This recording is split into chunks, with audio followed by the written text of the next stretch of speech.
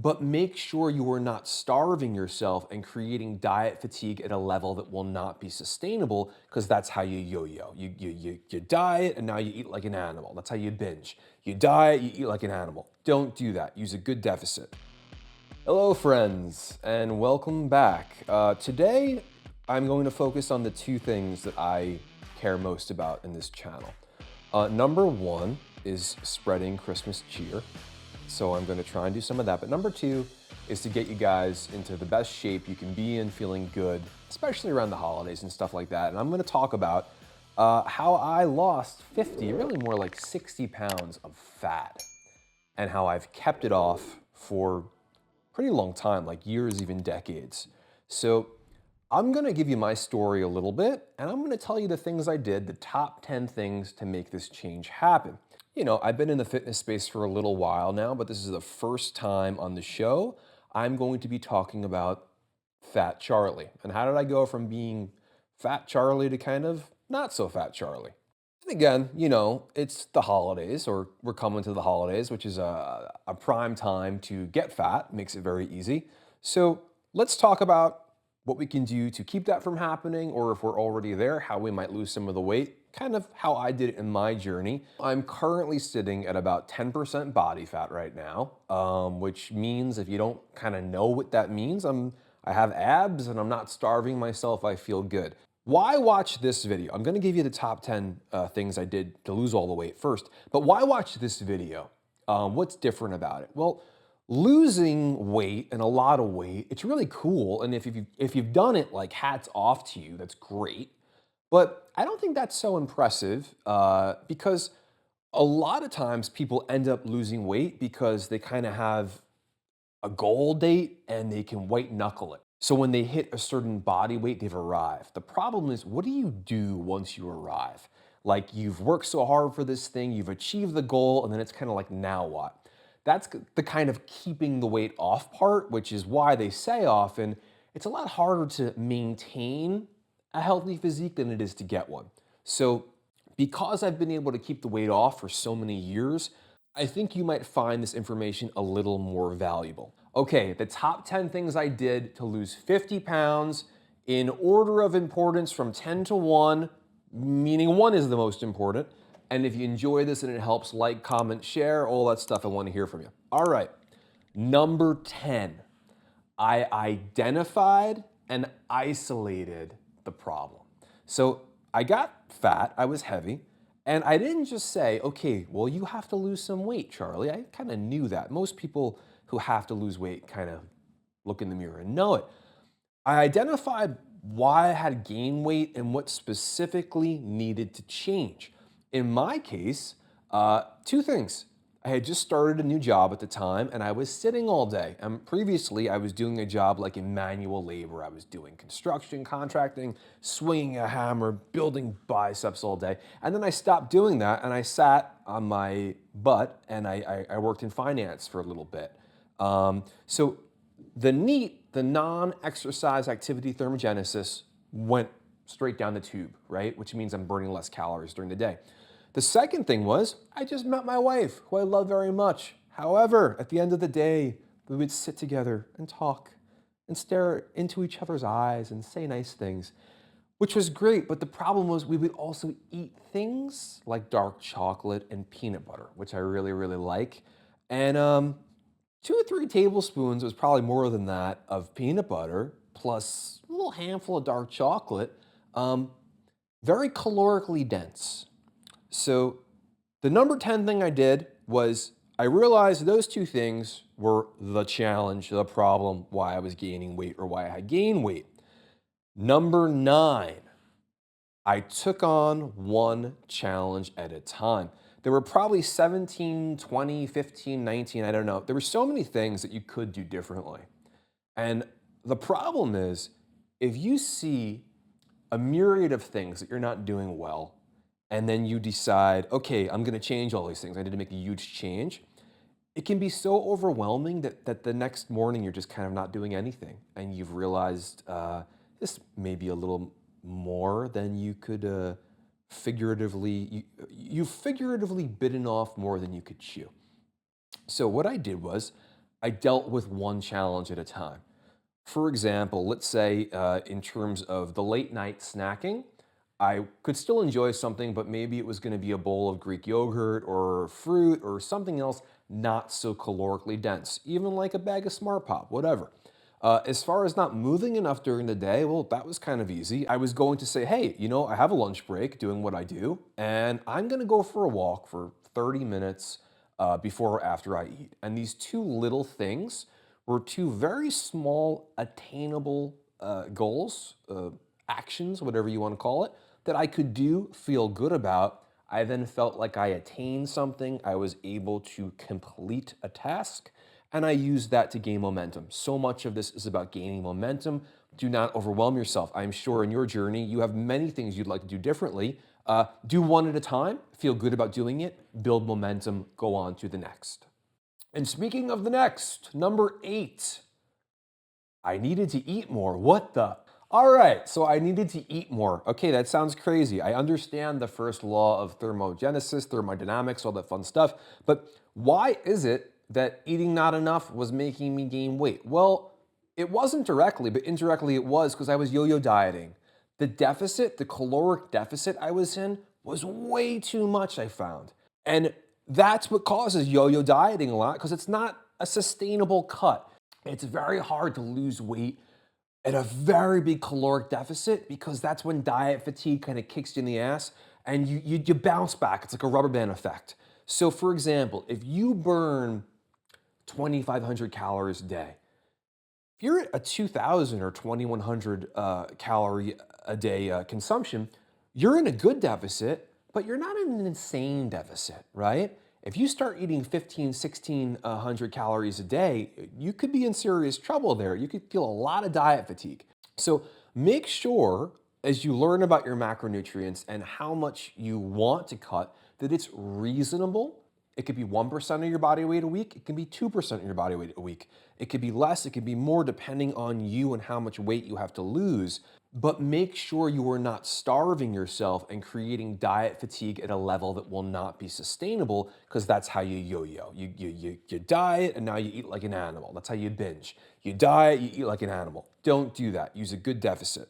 The number 7 thing I did to get that weight off, my strength training got better. Now, I didn't just focus on losing the fat, I also prioritized strength training for a number of reasons.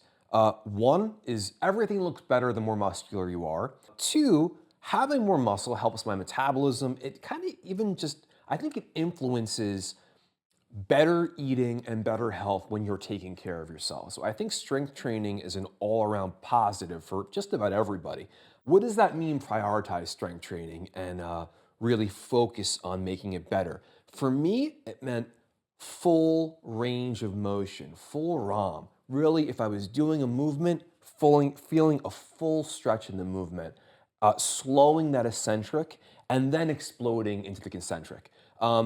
It meant using the correct amount of reps in reserve, which you guys can learn about in another video, making sure I was leaving enough in the tank for the next session. It's not optimal, in my opinion, to go to failure on every set. It meant really focusing on rest, adequate rest, and not doing something every day so I kind of felt like I was doing something where I really needed a couple of days a week to truly rest. Those things made an enormous difference, and it kind of turbocharged my fat loss. Plus, you're looking better too. You carry the weight better. You're feeling better about yourself. Focus on strength training as you're losing weight. That can help a lot too. Okay, number 6. The number 6 thing I did, I ate more protein, not just for the reason you think. So when we think eating more protein, of course, it helps us build muscle while we're in a cut or trying to lose fat. It helps us maintain muscle or not lose it when we're trying to shed body fat. Why was I trying to eat more protein if it didn't just have to do with growing muscle? Well, there's two things. One, protein is satiating. So as I'm eating more protein, I'm just feeling like I'm not quite as hungry, okay? Good things tend to happen to me anecdotally the more protein that I eat. The other thing that's kind of cool about protein, and I've spoken about this in other videos here and there, is there's something called TEF, or the thermic effect of food. And That basically means, in the case of protein, it takes your body a little more energy to digest and absorb and utilize the energy in protein than it does carbs and fats. Does this mean you can just eat protein all day and not worry about how much you're eating? Of course, it does not. But the satiating effect combined with the TEF of the protein, combined with, hey, it's helping me maintain muscle as I'm losing fat, maybe even helping me build muscle, was a huge reason to eat more protein. Another thing that's really interesting too here is I'm talking about fat loss, but I was recomping in a lot of ways. So I know I'm saying I lost 50 pounds of fat. In all likelihood, you guys can kind of see the pictures. I probably lost like 60 pounds of fat. I probably gained a good 5, 10 pounds of muscle as well in the course of doing this. And again, I did it at a good pace. I lost a pound or two a week. I didn't try to lose 5 or 10 pounds a week, creating that rubber band effect that, just throws me right back into the fast food or binging or ice cream and all the other crap you don't want to do. So be smart about it. Slow and steady always wins the race, unless it's like a sprint, in which this analogy fails. Number five thing I did to go from fat Charlie to not so fat Charlie, I stopped doing all that high intensity cardio. Hear me out. I like going for a run just as much as anyone else does who is not a very good runner like me. Why did I stop doing high intensity cardio? Well, there's a couple of reasons that I found really helped me when I switched my cardio to more like a moderate paced cardio, specifically walking. I love to walk, especially on an incline. Well, for one thing, uh, running kind of beats up my joints. It doesn't always feel so good after a run. My knees, my feet, my lower back have had issues. I'm a little bit heavier, a little more pound on the ground and all that. That didn't sound so good. The other thing with running is that I found was running, for whatever reason, made my hunger go nuts. So if I strength trained and I walked on an incline, I did all this stuff, I was able to maintain eating pretty reasonably. My blood sugar felt stable. I felt good. If I went for a run, for whatever reason, anecdotally, after that run, I would be starving. So for me, didn't work out so good. I stopped doing the high intensity running as often. I still like to jog here and there, not as often as I was in the past. The third reason, and maybe the biggest one, why I stopped running or sprinting or all the high intensity interval training stuff, um, I prioritize training my legs. And it's very hard to do this high intensity cardio that involves your legs because you're usually not using that weird rowing thing or whatever. And even a regular row involves your legs. And allow your legs to heal in time for the next session if you're training them a few times a week like I do. So it was interfering with my strength training, it was beating up my joints, and it was making me too hungry. I stopped sprinting, I stopped running and doing the high intensity stuff. I did just as much cardio as I was doing, but I did more walking on an incline, hiking, even light sports and stuff like that, not to beat my legs up so much. Number four, we're getting into the real, the good stuff. How do we get ripped and how do we feel good and lose the fat? Here are the good things. We're the top four. We're up to four. I started tracking calories and macronutrients. Number three, I stopped eating just healthy foods. Why is this so important? Eating healthy is not the same as eating to lose fat. You would think it would be because being at a lower BMI, lower body fat, as long as you're not like sickly or something, is clearly healthier than being obese. Why is it so important to eat to lose fat and not just to eat healthy? Well, there are a lot of healthy foods that are extremely calorically dense, especially the very fat laden foods. So, for example, the healthy nuts, the healthy oils, the avocados,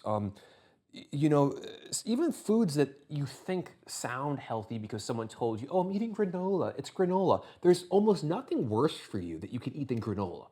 Granola is usually like sugar, simple crap. It's just bad. It's usually bad. Not always bad, it's usually bad. So, When you're aware of calorically how much you're eating, even if it's like macadamia nuts, a lot of health benefits to macadamia nuts.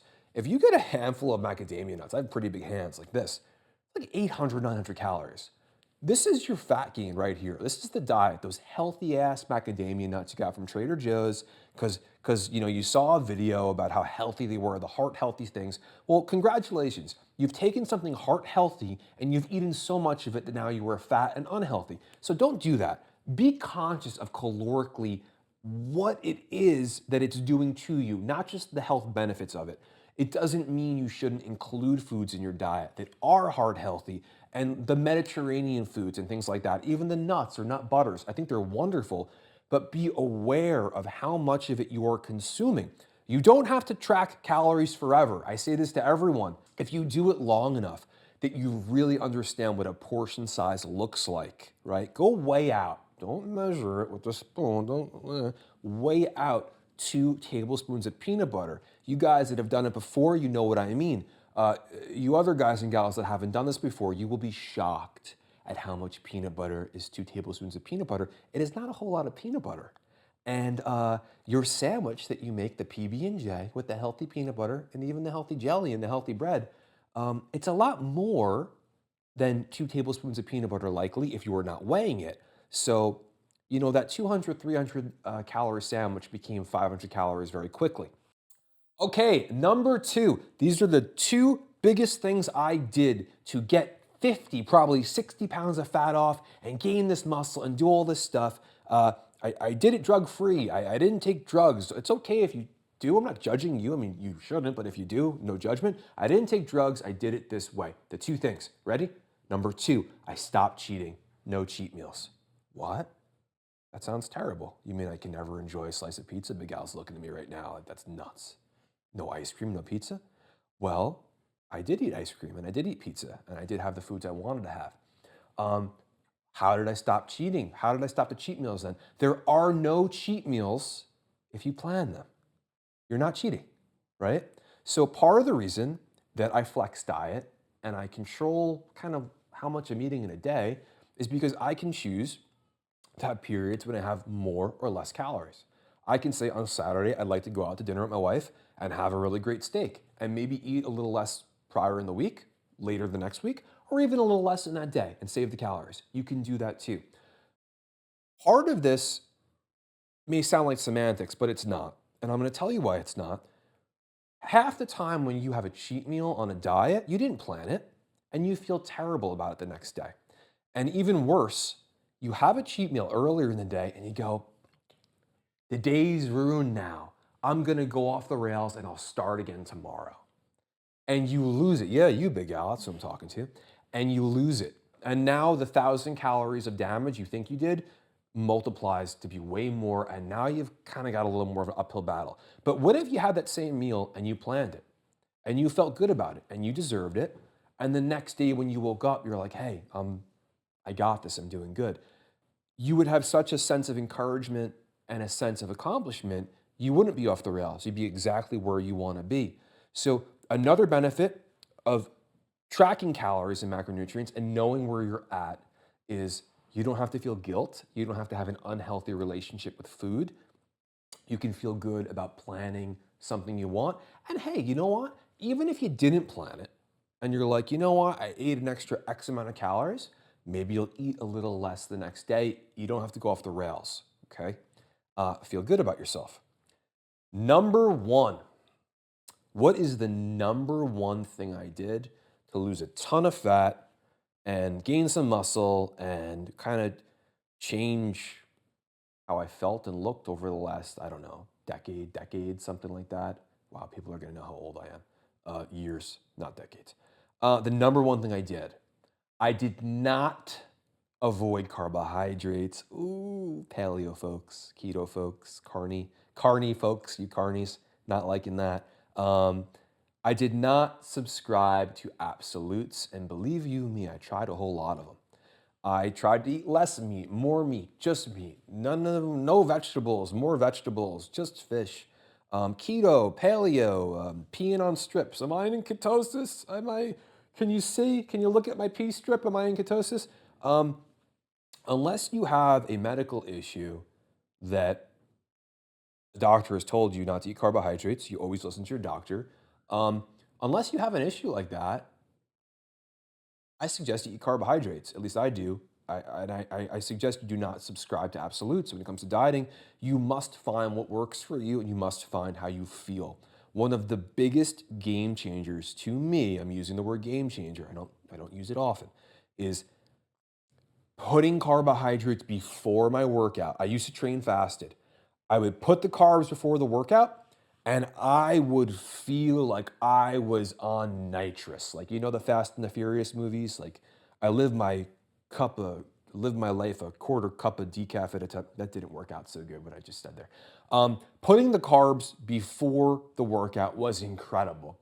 It supercharged my lifts and my workouts. It filled me with glycogen, the pumps and all that stuff, and it made me excited to train. I then put carbs after the workout, and that just helped recovery. And I ate them during the course of the day because carbohydrates can be satiating as well.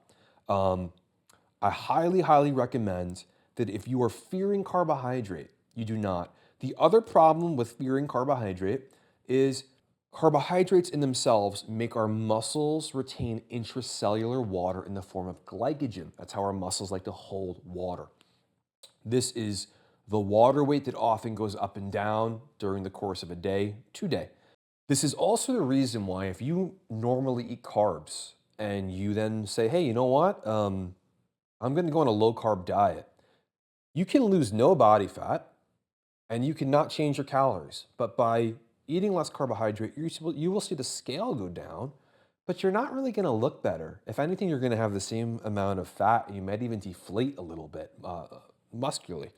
And I'm specifically looking at you ladies who are avoiding carbohydrates because whenever I go into the store and I walk around, I see women and they say to me, you know, I don't eat carbs. And I say, oh, well, you should. You need to not pay so much attention to the scale weight initially and understand carbs may affect the scale weight. Kind of ignore that for a little bit. But the carbohydrates are your body's primary source of energy. It's the primary fuel your body wants. So use it as fuel the workouts, build the muscle, ladies, and then actually lose fat by being in a caloric deficit. So the number one thing I did was I embraced carbs. I ate carbs. I stopped intermittent fasting. I trained with the carbs in me. I allowed them to help me. And I suggest too, if you're going to prioritize strength training and you want to lose the fat, explore carbs. See how you feel. It might not work for you, but it just might work for you guys. All right. If you like this, if this helped you, if you can find something in this that you can use, even one of the top 10, use it, get it going. Please, I appreciate you guys. Like, subscribe, leave a comment. Let me know what you think of these. cwparks.com. Sign up for the newsletter. We got some amazing things coming in 2025. And spread that holiday cheer, guys. I'll see you next time.